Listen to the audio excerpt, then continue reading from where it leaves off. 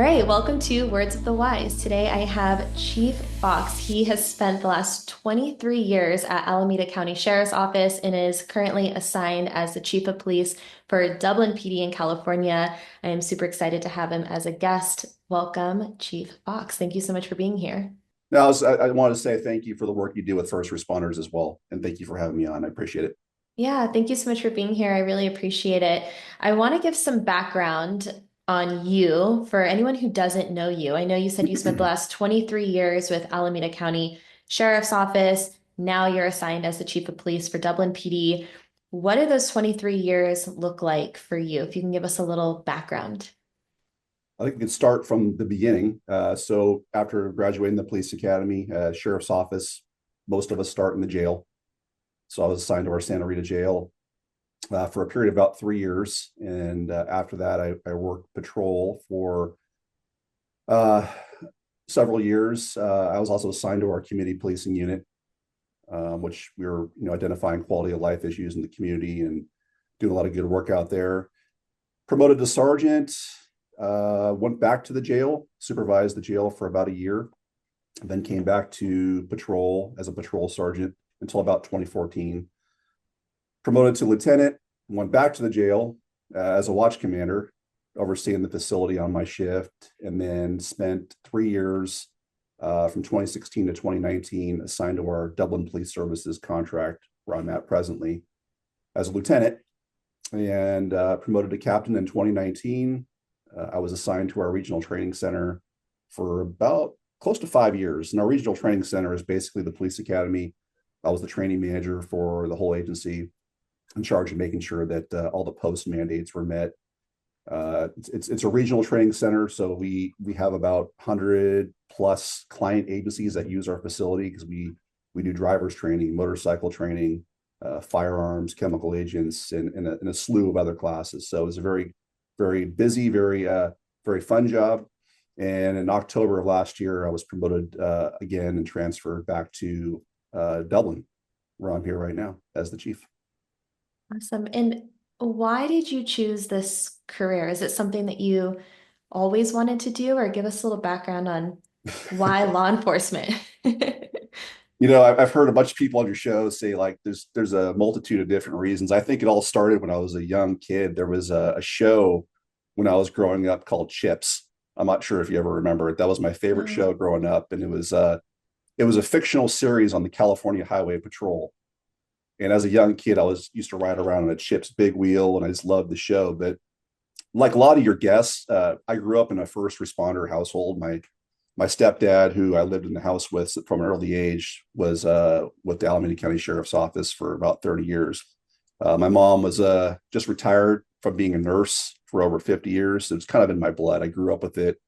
Uncles that were in law enforcement, friends that were in law enforcement. So it definitely piqued my interest at an early age. that's something that you always wanted to be and something that you always wanted to do. Yes. That's Yeah. awesome. That's Yeah. amazing.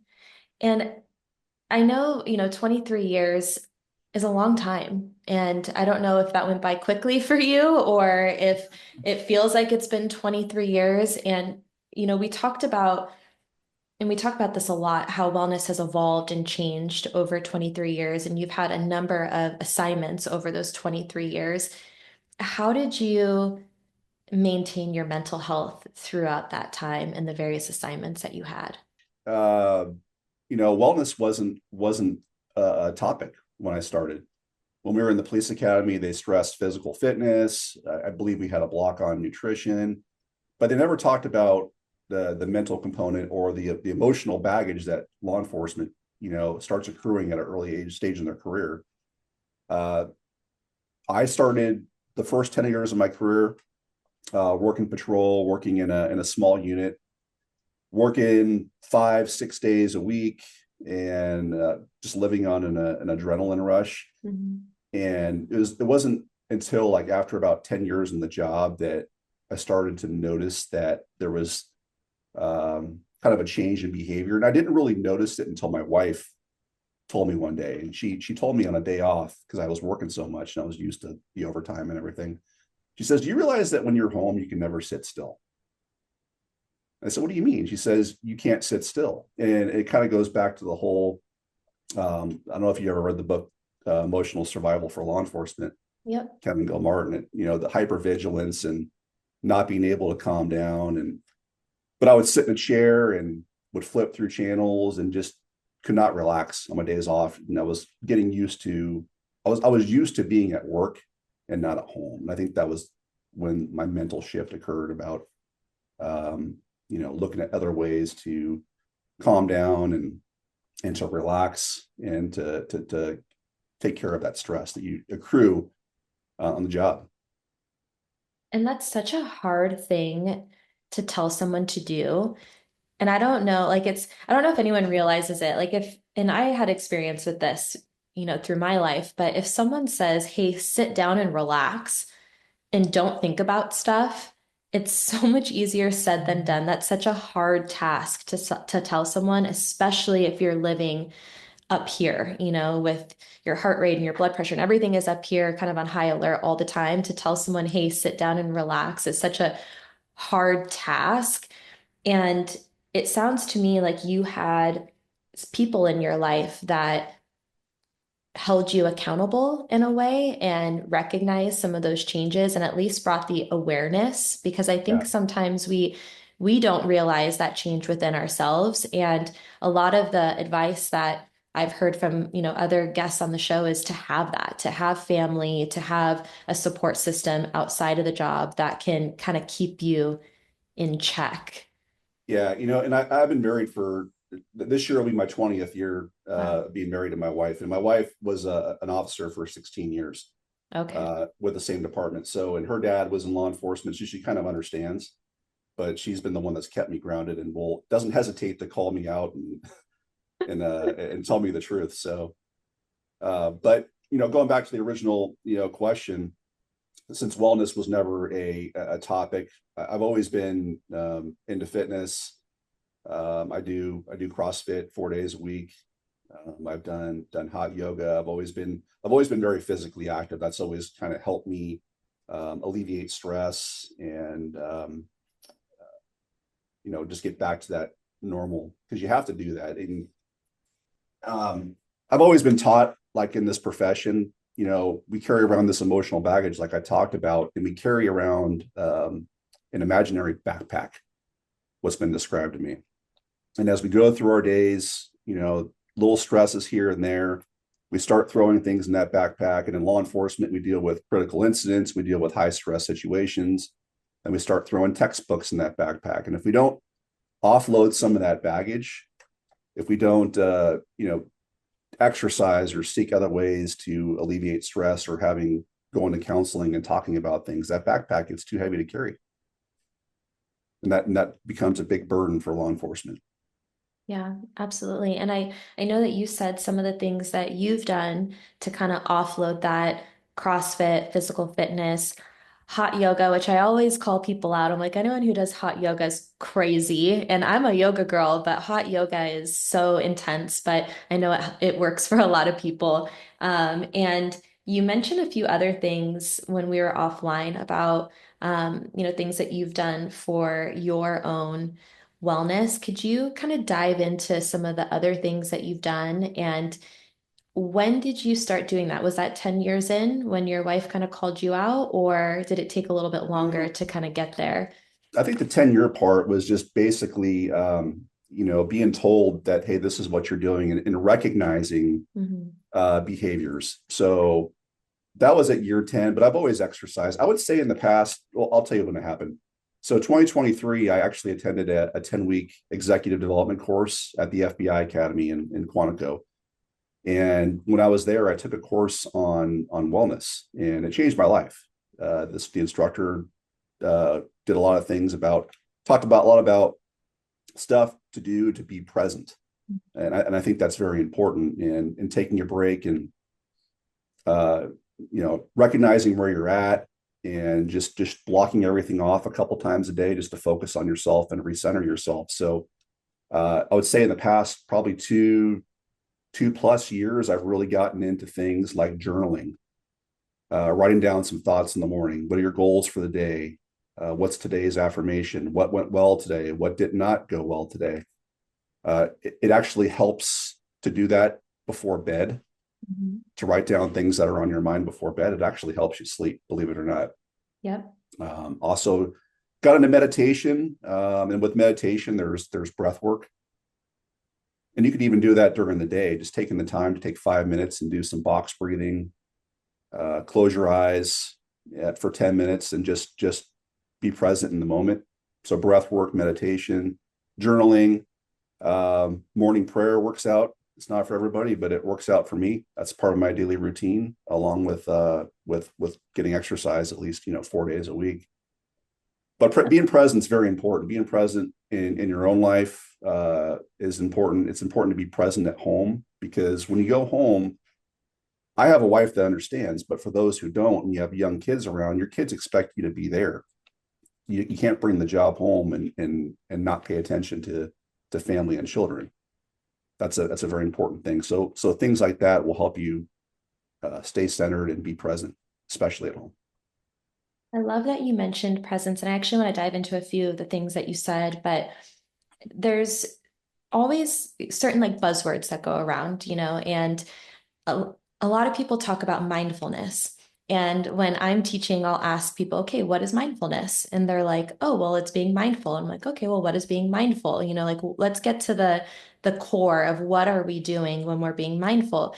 And it's just being present, being aware of what's happening in the moment. And we know that with depression and anxiety, we're either existing in the past or the future. And so when you can be present, what you're doing is regulating the nervous system so that you're not feeling that anxiety or that depression in that moment. You're, again, like you said, super present. You're aware of what's going on in your body, in your breath, in your life. And so I do think that it's a really positive thing to practice. And when you said routine, that's what I think of. I think of this is a consistent practice because it's not something that is inherently easy. It takes awareness, and you have to like continuously do that for that to be something that feels normal in your life, especially when you're trying to counteract all the other stuff because your mind wants to be busy. Your mind wants to think about stuff and do stuff and distract and avoid and numb. And like that's the function of your brain. And so having that moment of like, nope, I'm going to counteract this, that's a practice. And so I love that you said routine because I think that we can all get on board with those small actionable steps that we have control over and saying, hey, before bed, write down everything from the day.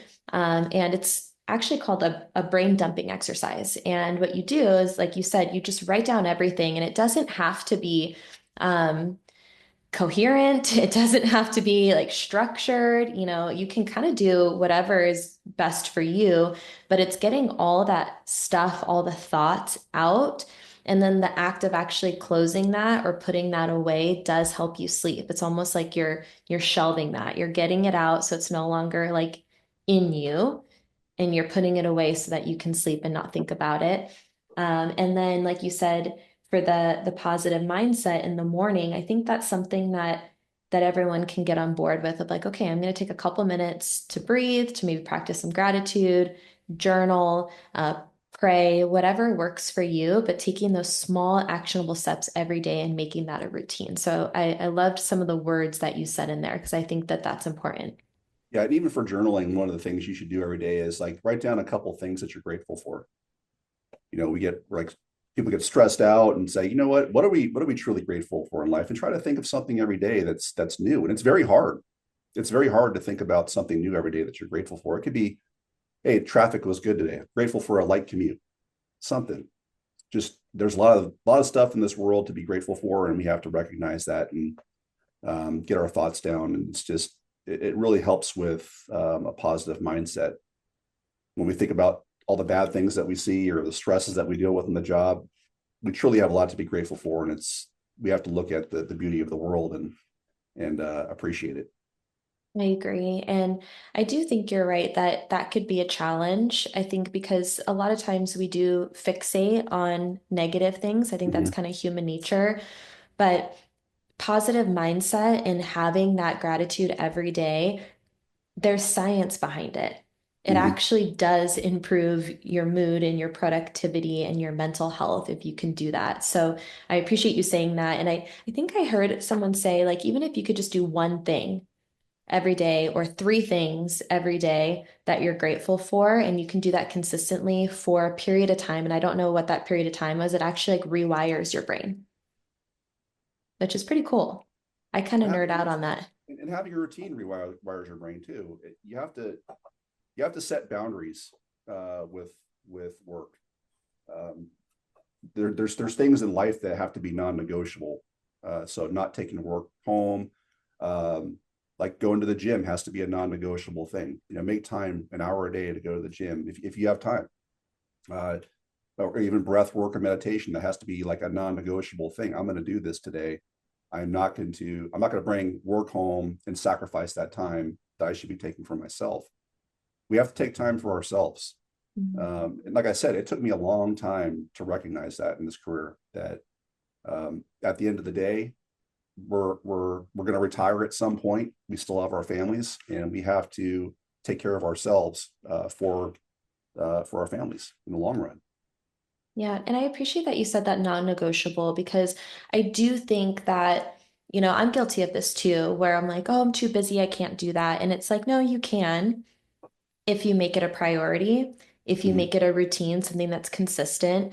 And I had a conversation recently where someone said, um, what was it? It was something like routine trumps motivation or dedication trumps motivation. And it was something along those lines of like, it's just something that you do every day. It doesn't matter if you're motivated to do it or not, you're still going to do it. It doesn't matter if you're really busy or not, you're still going to do it. You're going to make the time. And then you said in the context of work-life balance, even though you didn't say those words, I know we talked about this a little bit offline. What is work-life balance to you, and how have you created that space to where you can have those boundaries of, hey, when I'm at home and I'm not bringing work with me? So I think I told you before the show started that one of the classes I teach at the police academy is an ethics and professionalism class. But one of the components of that course is work life balance. And I tell the recruits, I said, hey, don't live to work, work to live.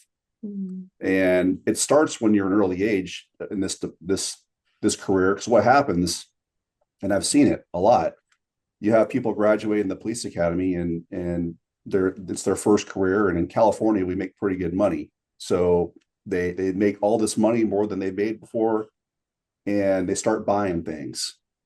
The And truck? yeah, well, it's not just any truck. They're not buying the bottom of the line pickup truck. They're buying trucks that are 70, 80, $90,000. Mhm. But then you need something to pull behind your truck. So what do you buy? You buy a boat, you buy a motorcycle, you buy whatever. But my point is that people get themselves underwater in debt. Now they have to work overtime. So they used to have 3 days off. Now they have 2 days off, and two becomes one to pay bills. So that's one thing that's really important, is being financially responsible, because like I said, you want to work to live your life. You don't want to live to work to pay those bills. The other thing is, I encourage them to read Dr. Kevin Gilmartin's book, Emotional Survival for Law Enforcement. And I got to be honest with you, that book's been around for a long time. It was introduced to me when I was in the police academy, and I'm embarrassed to say that I didn't read that book until 2023 Mhm. as part of that wellness class at the FBI Academy. I didn't read that book, and I think I was afraid to read it. But when I did read it, as I'm flipping through the pages, I said, you know what? This is me. This was me, during my whole career. And Kevin Gilmartin he talks about the magic chair, and this hypervigilance, this state of mind which keeps you alive at work, but we never really turn to a baseline level. But he talks about a magic chair. When you go home, you sit in the chair and you flip through channels, and you can't sit still, and you don't want to make decisions for your family. Your wife says, hey, what do you want to have for dinner? And we're used to making decisions for everybody at work. That's the last thing we want to do, is make decisions at home. But like I said, I've recognized that a long time ago. So I've taken those steps to be more present at home.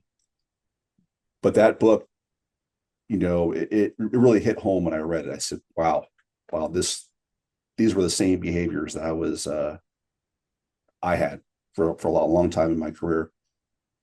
So going on with like work-life balance, I talk about habits like journaling and meditation and being present, having a routine, a gym schedule, and just staying healthy. Finding healthy outlets to decompress from work. Because in law enforcement, when you're stressed at work or when you can't get down from that hypervigilance, a lot of officers unfortunately resort to drinking or unhealthy habits to calm themselves down. And there's other healthier outlets. It's not a big deal. It is a big deal, but when you're young, you can get away with it. But you carry those habits into your 30s and 40s, it catches up with you. 100%. And I appreciate you saying that there are healthy outlets because again, it just goes back to what we talked about before. It's kind of human nature, I think, to want to take the easier way out and escaping, numbing, drinking, avoiding, like all these things are quote unquote easier. It's harder to do the the workout and the healthier things and to be present and to process the things that you've been through and to seek resources if you need them. Those things are harder. They take a little bit more effort than just like zombieing out and scrolling through social media for a few hours and just trying to avoid and turn everything off. Not saying that like I don't do that sometimes because I'm not perfect, but I love that you mentioned that there's healthy outlets. And I think that it comes with awareness. You know, you have to first be aware of what you're doing and then also be aware of the alternative and how you can improve and be healthier. And I also appreciate that you said that it took you some time in your career to realize these things and to adopt some of these things or to read the book. Because I think anyone listening to this can relate to that, where, you know, no one's perfect. And maybe it does take a little bit of time to be open to things or to um, grab on to resources that maybe have been available. You know, you had 20 years maybe on the job ish before Yes, you read the book. yeah, And I think that's relatable. It's like, it's okay. Like, if you haven't read that book yet, you can do it today, tomorrow. Like yeah. it's okay if it took you 20 years to be receptive to some of these things.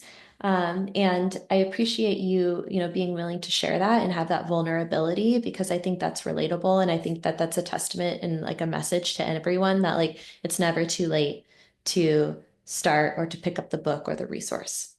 Yeah, it's like I said, it's definitely been a process. It's been an ongoing process. It's still a process. I'm still trying to improve myself as a person, but I think with the time I have on this job and the experiences I've had and the things that I've seen, um, I'm in a position to basically tell people, hey, these are the things that you need to recognize, and these are habits. Don't make the mistakes that I made. I want the new generation coming on to do better than we did, and we've come a long way as a profession when it comes to wellness. Actually, in the basic police academy in California, they've actually introduced a learning block on officer wellness. Yeah, it's So it's lifetime definitely wellness, right? Is yes, the title. Yep. yeah. So we've come a long way, and it's not only starts in the police academy, but we've come a long way with debriefing things when we deal with critical incidents or traumatizing things. Uh, a lot of people I don't think realize that police officers and firefighters were human beings, and Mhm. although we may seem tough and it's okay, it bothers some people because at the end of the day, we're husbands, we're wives, we're mothers, we're fathers, we have kids, we mow our grass on Saturday just like everybody else, and we have the same feelings. So uh, it, that whole suck it up and go back to work theory has kind of gone out the window, and I think that's great because if people can't talk about things and express how they're feeling, it's catastrophic to them. Yeah, absolutely. Because we see what has happened, and you know. what happens to your mental health when you, like you said, fill up that backpack or you shove Yeah. things down, you don't process it.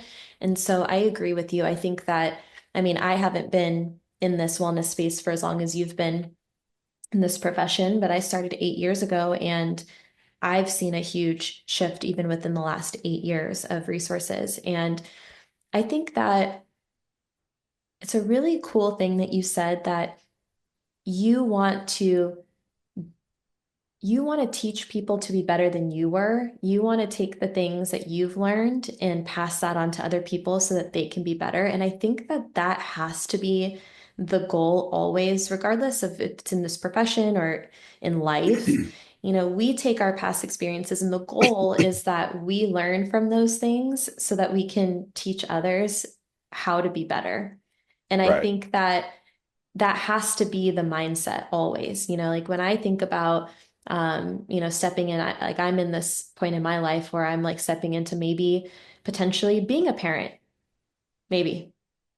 Don't hold me to it, but and I think about those things, you know, I'm like, Yeah. man, like I want to teach my kid all the things that I've learned so that they don't make the same mistakes that I did and they can have an even better life, you know. And I think that there's also this testament in law enforcement that I hear all the time that's like, we want to leave it better than we came.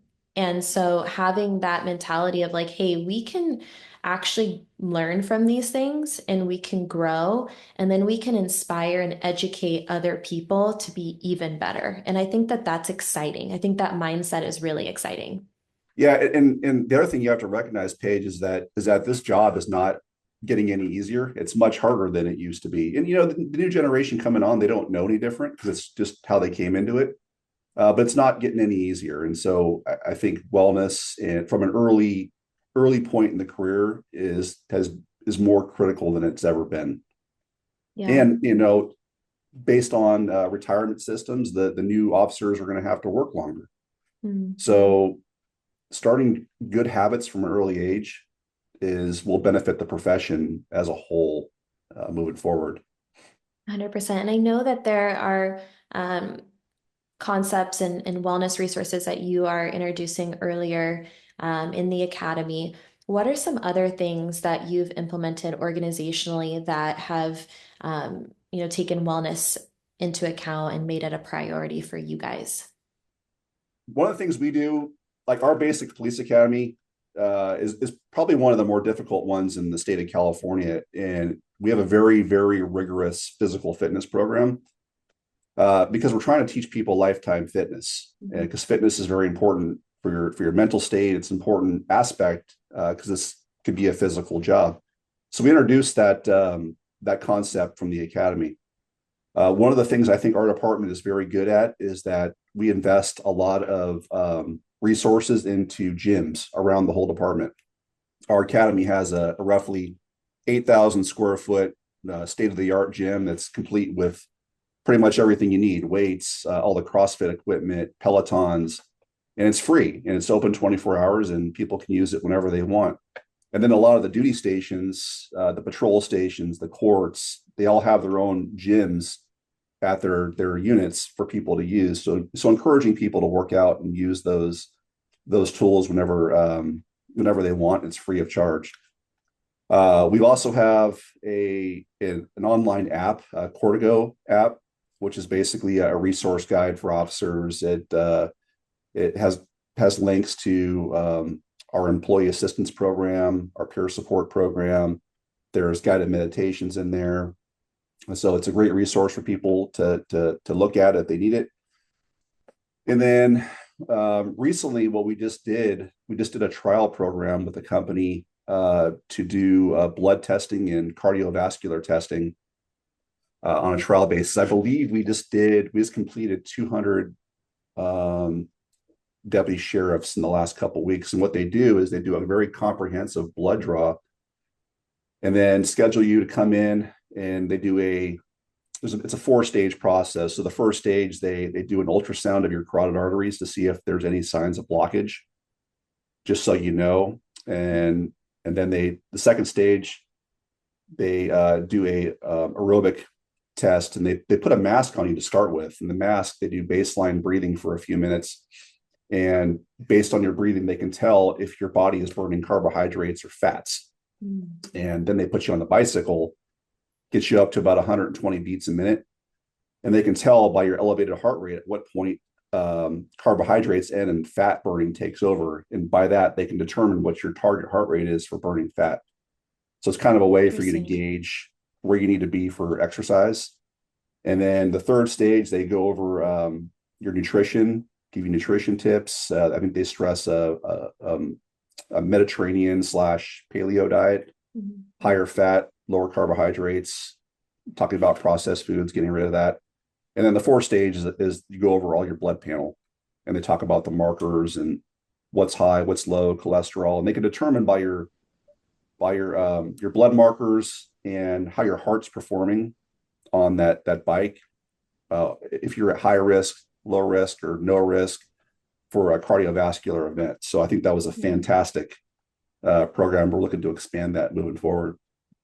Yeah, that's amazing. And I sat in, and I don't know if you've seen any of these like presentations at various wellness conferences, but there's a lot of talk right now about cardiovascular health and how law enforcement is actually at a way higher risk for cardiovascular disease and a cardiovascular event. And some people, and I'm not going to be able to quote the exact stats, but some people are claiming that it's actually a higher reason for death than suicide. And prior, everyone was saying suicide was the biggest, reason for death within law enforcement, but they're saying now it's cardiovascular events. I don't know if you've Yeah. seen any of that. So I love that you guys are focusing on that because it's due to a few things. Diet can contribute to it, but it's stress.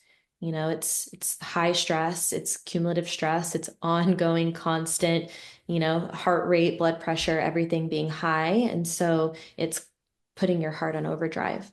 Yeah, I think I'm not an expert, but I think it's a culmination of a lot of things. It's shift work. Shift work is Mhm. very hard on your body. And with shift work, you also have terrible diets. Yeah, If you're not meal prepping or you're not eating at all, it's your sleep patterns are terrible, and obviously stress. So it's yeah, a it's a it's a culmination trifecta of yeah of for everything. sure. And I mean, it sounds obviously we've talked about how wellness has evolved over the last 10 years, and there have been great strides. And it sounds like you guys are doing really great things organizationally. In your opinion, just as a whole, it doesn't have to be within your organization, but just as a whole, what do you think is still missing, or what do you think is still the biggest challenge when it comes to wellness and getting buy-in and providing resources that are actually benefiting people? What do you see as still like that biggest challenge? I think a lot of challenges for agencies across the United States is it's funding. Mm. It's funding. We're you have to these things cost money. Gyms cost money, and the program like I just talked about with the blood testing and cardiovascular screening that costs a lot of money. But you have to do what you can with the resources that you have. And I know a lot of agencies are doing something as simple as buying a couch or a massage chair and allowing people to go into a quiet room for a few minutes every day. But funding is a big issue, and finding funding for that is definitely a challenge. Yeah, and I know that um, there's a lot of opportunity right now for grant funding. And then the question is, well, if you get grant funding and that money runs out, how do you sustain if you have, any sort of subscription or something that's not like a one-time cost? And so it's that question of like, how do you build a sustainable wellness program if you don't have the funding that you can incorporate into the actual budget? Yeah, so I mean, funding is definitely it, and that a lot of times the funding has to do with identifying what the priority is, and that comes from leadership. You have to have leadership that recognizes the need for wellness and making it a priority to identify funds, whether in the general budget or through grant funding, to get those resources at the PDs or the sheriff's offices. So, like I said, about some things have to be non-negotiable. It Mhm. has to be non-negotiable to identify, you know, some funds, however small they may be, towards officer wellness and getting those resources. Yeah, and I love that you mentioned earlier that, obviously a big state-of-the-art gym is going to be really pricey, but there can be simple things that you incorporate if you don't have the a huge budget to build out an 8,000 square foot gym, which is huge and that's awesome. But having a quiet space or a massage chair or something that maybe isn't a huge financial strain, but it still contributes to the wellness of your organization. So I appreciate that you said like some of, the small things that you can still do to make a big difference. Yeah, absolutely. So I have one final question for you, and then Okay. I'll kind of let you take the floor after if there's anything that we missed. One of the reasons why I started this podcast is because I wanted to have words of wisdom from individuals like yourself who have been in this career for a long time. And so my final question is, what words of wisdom would you share with other leaders or someone who's earlier in their career when it comes to wellness? Maybe something that you learned along the way, or maybe something that you wish you would have done earlier in your career.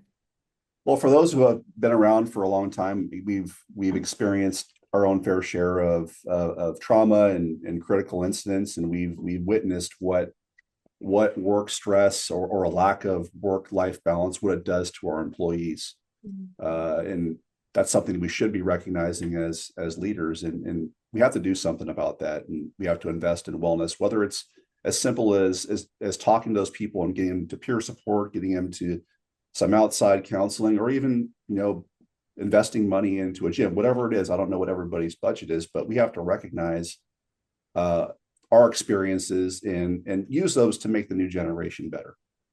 And I think, like I said, the new generation that's coming up, the job is not getting easier. We have to pass along those healthy habits and getting those habits started at an early age. Mhm.